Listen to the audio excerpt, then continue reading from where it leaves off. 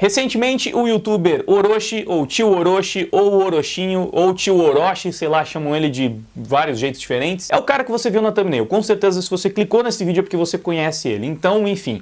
o Orochi comprou uma briga, comprou não, né? Enfiaram ele no meio de uma briga gigantesca com os ARMYs, é assim que chamam, os fãs de K-pop. Basicamente porque ele gravou um vídeo aí falando sobre as pessoas que ficam obcecadas por padrões de beleza inatingíveis e deu como exemplo os idols de K-pop porque eles são perfeitos, mas eles são, tipo, criados para serem perfeitos. Os caras fazem não sei quantas cirurgias plásticas e têm dietas extremamente restritas e, inclusive, por vezes acabam sofrendo aí com bulimia, e basicamente foi esse o estopim de toda a confusão, que fez com que milhares de fãs de K-pop cancelassem o Orochi, marcassem ele no Guaraná, que é uma marca que patrocina ele, e também marcassem uma empresa que, acho que é a empresa que gerencia o BTS, na intenção de fazer com que essa empresa processasse o Orochi, basicamente sob a acusação de que ele teria sido preconceituoso e xenofóbico com os coreanos. Porque além de tudo, ele também chamou o integrante do BTS de Jin Chung Chon, sei lá, qualquer som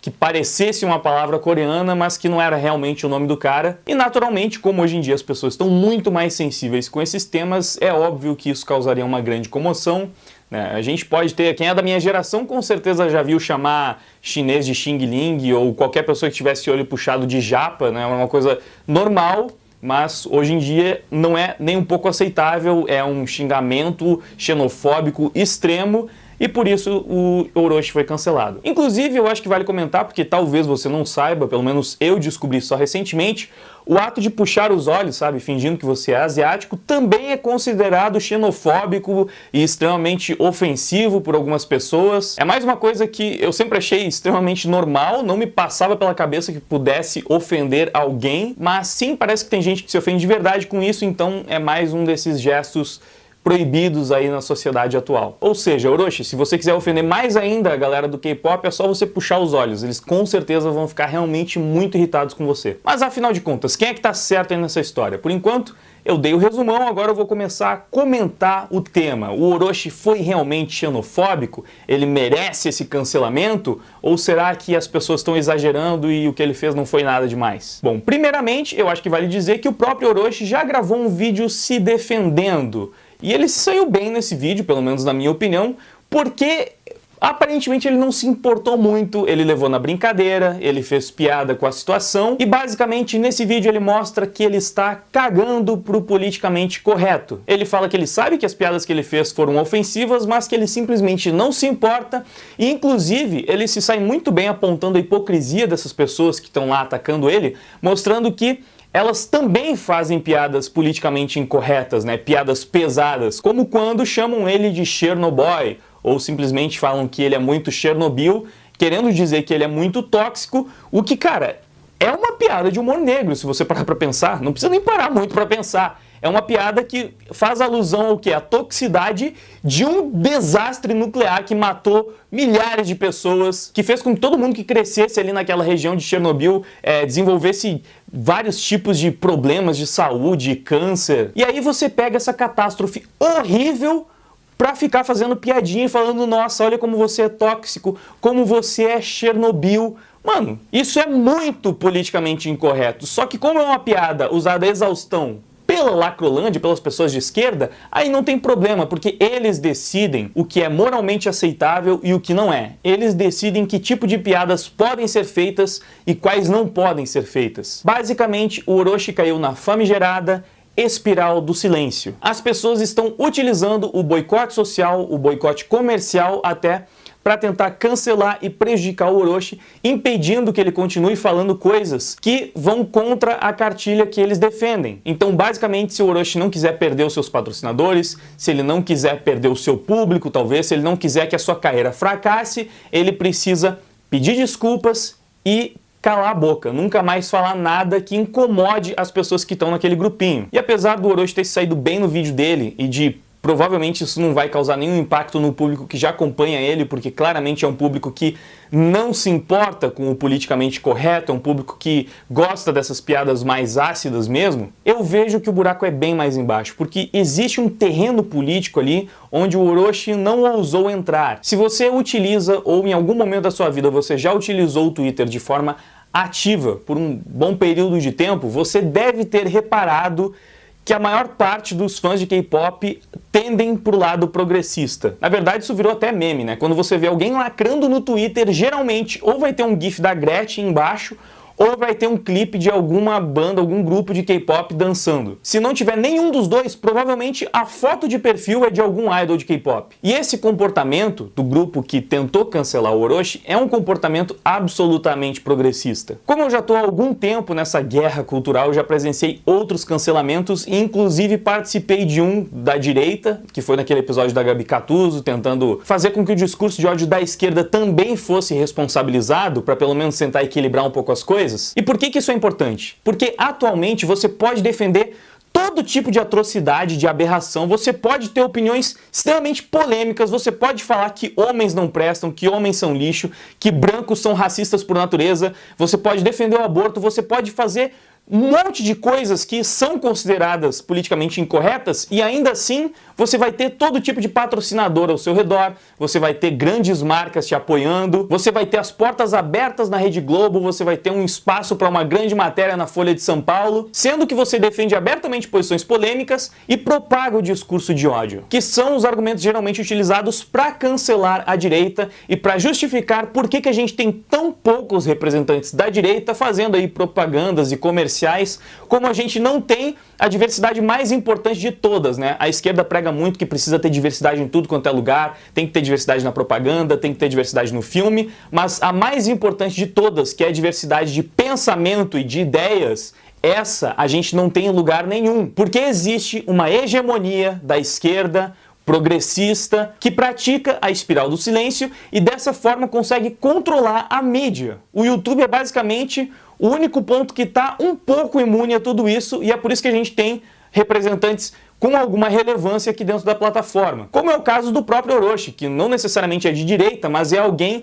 que defende aí o discurso politicamente incorreto e não quer baixar a cabeça para a militância, ele quer sacanear todo mundo mesmo, ele quer fazer a piada mesmo sabendo que ela vai ser ofensiva sim com algumas pessoas, ela vai ofender um grupo de pessoas, porque tem muitos comediantes e humoristas que defendem isso, que todo humor ele vai atingir alguém, ele vai ofender alguém. Acontece que a esquerda está apenas tentando delimitar quem pode ou não pode ser ofendido. Como no caso hipócrita já citado aí de Chernobyl. Nesse caso, como eles fazem essa piada, aí pode, mas se eles decidem que piada com o som do nome de um coreano é extremamente xenofóbica e ofensiva, aí você tem que cancelar alguém que fizer essa piada, não simplesmente porque ela é ofensiva, porque os progressistas ofendem pra caramba, como eu já disse, mas simplesmente porque ela não está de acordo com a cartilha que eles defendem. E basicamente esse foi o caso do Orochi, que mesmo não sendo um símbolo da direita, é muito importante para esse equilíbrio dentro da guerra cultural, pelo simples fato dele não baixar a cabeça para o politicamente correto. Porque no momento, a gente está com uma grande desvantagem sim. É justamente por causa desse tipo de cancelamento que as pessoas evitam expressar opiniões de direita, que elas evitam fazer qualquer tipo de piada que fuja um pouco a cartilha progressista, porque elas sabem que vão ser canceladas, que vão perder patrocinadores, que não vão conseguir aparecer na televisão ou fazer um comercial. E se a gente continuar permitindo que esse tipo de coisa aconteça, cada vez mais a voz da direita vai ser silenciada, pelo menos dentro dos seus representantes da mídia. Porque uma coisa é você defender o discurso de Mises no churrasco da família. Outra bem diferente é você aparecer diante das câmeras falando que Che Guevara é um genocida e sabendo que isso vai prejudicar a sua imagem, que provavelmente você não vai conseguir alavancar a sua carreira do ponto de vista midiático, porque vai ter a espiral do silêncio fazendo todo o esforço do mundo para te silenciar. Eu genuinamente não gostaria que ninguém perdesse contrato ou patrocinador por simplesmente expor os seus pensamentos, por defender uma ideologia, principalmente fazendo isso de forma respeitosa, mas mesmo que seja fazendo piadas ou alfinetando algum grupo, é um absurdo que só um lado tem o direito de fazer isso e ainda assim aparecer na mídia como sendo uma boa pessoa iluminada e que merece ganhar todo o dinheiro da Coca-Cola e de todas as marcas possíveis. Porém, eu tenho certeza que a esquerda não vai simplesmente parar com essa estratégia da noite pro dia e infelizmente me parece que ainda tem um longo caminho a ser percorrido até que as próprias marcas passem a perceber que existe uma demanda também pro outro lado, que existem pessoas de direita que querem ver o seu discurso sendo representado em grandes marcas, em grandes empresas ou enfim, em grandes canais canais de televisão, e até que isso aconteça, pelo menos para a guerra cultural, talvez a única arma que a gente tem à disposição no momento é justamente a mesma da esquerda, tentando pelo menos equilibrar o politicamente correto e mostrando que se a gente não tem espaço nenhum para falar o que pensa, sem sofrer o boicote social e de grandes marcas, então que eles também não possam ter toda a liberdade do mundo para espalhar ideias progressistas por aí como se fossem maravilhas e como se não tivesse nada de errado em pregar discurso de ódio contra homens e contra brancos, sendo que claramente o contrário seria absolutamente rechaçado. E para finalizar, eu queria só apontar mais uma grande hipocrisia nessa história, que é justamente o fato curioso de ter tanto progressista fã de K-pop, porque,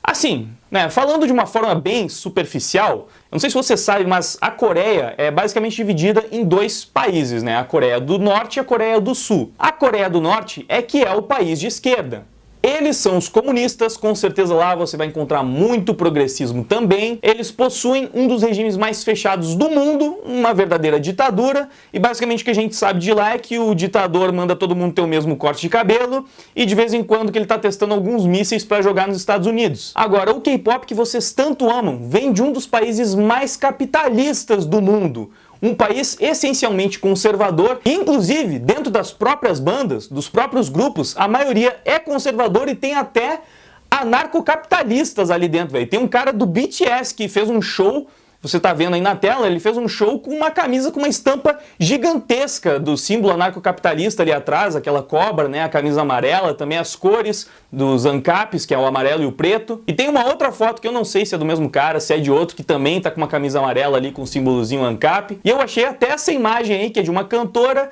que sinceramente essa eu não tenho certeza se não é montagem, mas enfim, talvez não seja. De qualquer forma, a gente viu que tem até anarcocapitalistas dentro dos grupos de K-pop, mas de qualquer forma, sendo a Coreia do Sul um país essencialmente capitalista, de direita, a gente pode dizer inclusive que o K-pop que vocês tanto amam é um fruto direto do capitalismo. Inclusive, eles são isso, são um produto midiático de exportação mundial que rende bilhões e bilhões para os sul-coreanos, o que de nenhuma forma eu falo como se fosse uma crítica, afinal de contas, para mim é mais uma das coisas que mostra aí a maravilha do livre mercado, do capitalismo, que propicia todo tipo de conteúdo e entretenimento para todo tipo de público, e você que adora o BTS ou qualquer outro grupo de K-pop está usufruindo diretamente do capitalismo malvadão que provavelmente você tanto prega contra. E o seu idol de K-pop favorito provavelmente também é muito grato ao capitalismo, ao conservadorismo, ao liberalismo, talvez até ao anarcocapitalismo, que vale dizer, né, para muitas vertentes políticas, anarcocapitalismo é a verdadeira extrema-direita. Os ANCAP geralmente se consideram uma terceira via, eles não gostam de ser colocados à direita, mas tem aí alguns estudos, alguns diagramas, o Political Compress, alguma coisa assim, acho aponta como se fosse a extrema direita, porque eles defendem a ausência total de Estado, ou seja, nada controlando o povo, é a liberdade plena,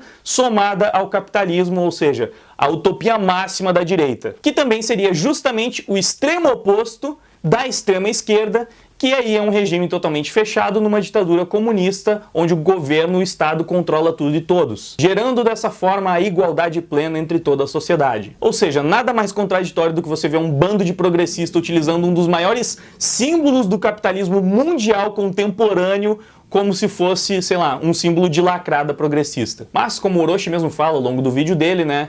a gente entende que a maioria dessas pessoas não deve ter passado dos 12 anos, não fazem a menor ideia de nada da vida ainda, então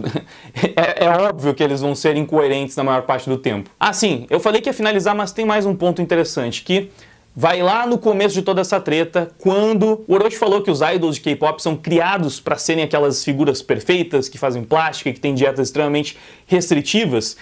E olha só, eu já conversei diretamente com pessoas que participaram dessas bandas de B-pop, que seria a versão brasileira do K-pop, pessoas inclusive que tiveram contato com grupos que vieram lá da Coreia com a mesma estratégia, os mesmos contratos utilizados lá na Coreia. Então eu já recebi a confirmação de que de fato esses contratos dos integrantes dos grupos de K-pop são absolutamente restritivos, de fato, assim. Por contrato, você não pode passar de determinado peso, você não pode muitas vezes ter um relacionamento, você não pode ter uma namorada, tá lá no contrato que você precisa ser solteiro. E os próprios empresários que gerenciam ali o grupo, por vezes, montam a dieta dos caras e controlam de fato tudo que eles estão comendo. Então, o Orochi ainda falou que tentaram refutar e mostrar, não, olha só, eles comem pra caramba, comem prato de pedreiro, comem não sei quantas refeições por dia, mano, não é assim. Não adianta você tentar se enganar, não é assim. De fato, eles podem tentar passar essa imagem, em alguns momentos, para algum comercial, para alguma estratégia publicitária, eles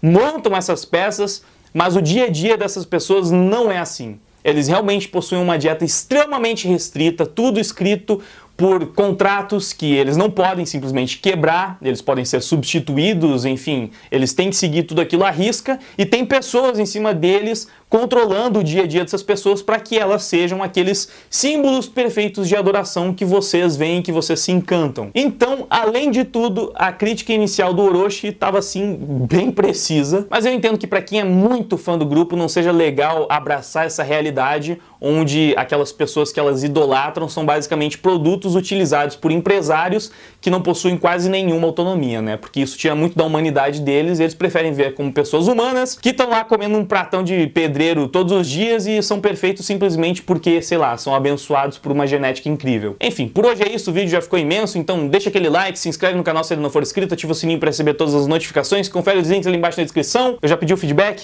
Acho que já pedi o feedback. Já pedi tudo que precisava pedir, né? Então muito obrigado pela sua audiência, por ter assistido o vídeo até o final. Agora eu vou indo, valeu, até mais, fui! Não querem escutar, não sabem conversar.